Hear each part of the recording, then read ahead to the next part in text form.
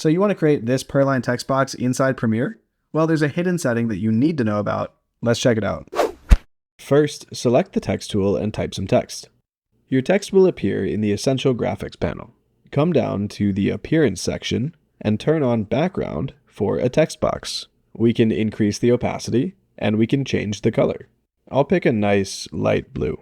We can expand the edges and we can even round the corners. But right now it's drawing a single box around our entire text layer. How can we change that to individual lines? The magic button is the Appearance wrench. Click on it and then change background styles to per line. Hit OK. And now each line of your text will have their own text box background. We can even separate each line by increasing the line spacing. I'll hit the center paragraph button and then bottom align the text so it grows upwards when we type. And then I'll save this as a text style.